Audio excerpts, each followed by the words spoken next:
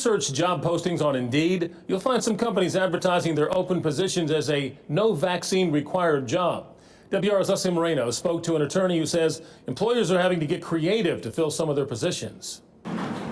Many employers are having to decide between a vaccine mandate or regular testing. Their decision will determine their pool of candidates. Companies think by just testing and not requiring a vaccine mandate that they'll be able to access all of those people in the labor market who don't want to get vaccinated. Brian Kropp, a researcher for a consulting company, says about 25% of the workforce is not vaccinated. There's actually a lot of people out there that you could potentially tap into from a labor market perspective by not having a vaccine mandate. Some employers are adding no vaccine required to postings, including several healthcare positions in Charlotte and in Sanford at Prana Health. For example, these listings for a medical assistant and an allergy nurse.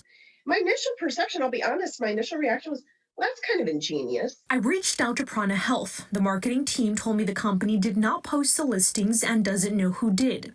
The postings were removed shortly after my request for an interview. Could just indicate that, somebody in their community relations department saw it and hadn't seen it before and said, that's not a message that we want out there. Kathryn Abernethy says people are having a difficult time finding jobs that don't require a vaccine. Calls from people, who are very well educated and very well experienced, who are at high levels, who work for companies that are subject to the vaccine mandate and are just absolutely positively opposed to getting the vaccine. Kropp says both companies and employees will have to be much more transparent about the requirements.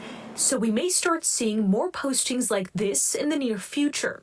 Right now, the vaccine mandate from the Biden administration is still making its way through the courts. That uncertainty is another challenge both companies and employees have to overcome.